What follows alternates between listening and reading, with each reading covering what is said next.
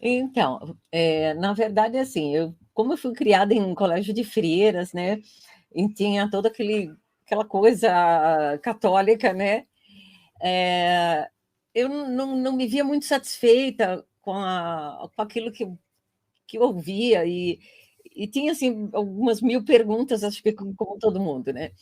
E daí, mais ou menos quando eu tinha uns 19, 20 anos, eu soube que na Europa, tinha um pessoal que estava gravando vozes, de falecidos. E eu fiquei muito intrigada com isso, eu pensei: "Bom, se isso for verdade, esclareceria uma boa parte das minhas dúvidas com Sim, relação a essa questão, tipo assim, quando a gente morre, a gente vai para o céu, o que que acontece, né? Aquela versão católica, assim, bem, né, incompleta. E aí foi que eu me interessei, eh, e comecei a frequentar um instituto de pesquisa aqui em São Paulo, sim. e aí, o orientador lá, que é um engenheiro, agora falecido, eh, realmente propôs que a gente começasse a fazer gravações lá no próprio instituto. E a gente começou, só que naquele tempo não havia, digamos, orientação nenhuma, a gente não sabia nem o que, que nós queríamos, nem o que estávamos Sim. fazendo, porque não tinha nenhum tipo de publicação, de orientação, nada, né? E aí nós começamos do jeito da cabeça da gente, né? Sim. E foi assim que a gente começou. Na verdade, hoje eu diria que comecei da forma totalmente errada, tecnicamente falando, mas nada disso eu acho que foi, digamos, essa parte técnica não era, digamos, a parte importante. Eu acho que o importante foi que estavam, digamos, talvez testando para ver até onde ia a nossa perseverança, a nossa Sim. paciência, principalmente não dando certo, né? Que era o mais difícil, é claro. E então foi assim, até que finalmente, depois de quase 3 anos, eu comecei a ouvir as primeiras vozes, e daí tudo ficou mais estabelecido, progrediu e tudo mais. Mas foi assim que eu comecei, faz um tempinho. E Sônia, você conseguiu, descobrir as respostas dos seus questionamentos lá da infância através desse trabalho lindo? Então, eu acho, claro que na época, Sim. eu não tinha a visão que eu tenho hoje, depois de mais de 35 anos de pesquisa. É claro que eu aprendi infinitas coisas nesse tempo. Naquele tempo, me pareceu que respondia, assim, principalmente a pergunta tipo, eh, vive-se depois da morte? Isso era uma coisa que me intrigava, porque Sim. dentro do catolicismo não existe essa versão, né? Na verdade, dentro do catolicismo, você, se for bonzinho, vai para o céu, se você for ruim, você vai para o inferno e adeus, né? Ou então fica purgando no purgatório infinitamente. Enfim, nada disso fazia sentido. E aí, então, sim, respondeu, digamos, a pergunta mais básica, né, que eu tinha. Mas, claro que a minha visão hoje, eu diria que, nossa, deu para aprender assim, milhões de coisas que não Que era só bom. a parte de simplesmente se sobrevive depois da morte. Quer dizer, deu daí uma amplitude diferente, né, pelo aprendizado com tudo que eu tenho visto nesse tempo, né? Sim. E Sônia, o tema principal da nossa live é a transcomunicação instrumental. O que seria a transcomunicação instrumental? E é só a imagem, é a voz, como que é? Ou pode, desenvolver esse trabalho com outras pessoas encarnadas ou desencarnadas? Você pode explanar um pouquinho para nós?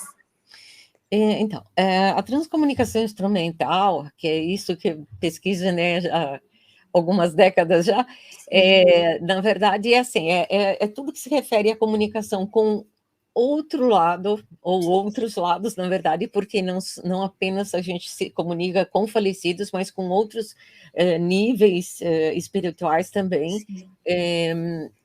desde que essa comunicação seja feita por aparelhos eletrônicos. Ou seja, nós não estamos falando de uma comunicação mediúnica, né, nada que seja desse tipo. Nós estamos falando de uma comunicação que tem que necessariamente passar por aparelho eletrônico, que pode ser um celular, pode ser uma câmera de vídeo, pode ser uma televisão, pode ser qualquer coisa, desde que essa comunicação se faça por aparelho. Isso é a transcomunicação instrumental.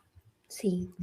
Mas a transcomunicação, ela pode ser dada por uma pessoa que está encarnada e está em projeção astral e ela consegue se comunicar? Ou, por exemplo, aqui no canal, o pessoal gosta muito de relatos de projeção astral. E eu já tive uma experiência de ir numa colônia, Rancho Alegre, que tinham animais desencarnados. Você já conseguiu captar a imagem também de algum animalzinho? Como que foi? Sim, na verdade é assim. Bom, é bem mais complexo do que Sim, só assim, né? Mas sim, na verdade, o forte dessa pesquisa, no meu caso, são as imagens, né? sim, Embora eu tenha começado a gravar vozes, gravei durante muitos anos, daí comecei a me maravilhar pelas imagens, que até trouxe sim. alguma coisa aqui para mostrar Que para o seu bom. público. E vozes vai mais ou menos quando dá tempo, né? Então, na verdade, a maior parte do trabalho é feito mesmo através de imagens, né?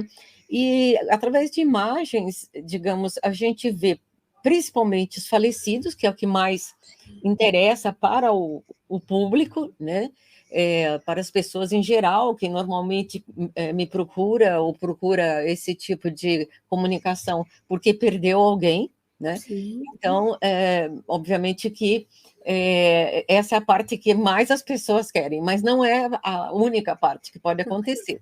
Aí nós temos, sim, a aparição de animais, temos aparições de seres não humanos, né, de olha, ultraterrestres, extraterrestres, enfim, e inclusive a comunicação de vivos, mas isso aí já é um leque muito amplo e, no geral, eu acho até um pouco mais, digamos, que as pessoas mais têm interesse é mesmo a parte dos falecidos.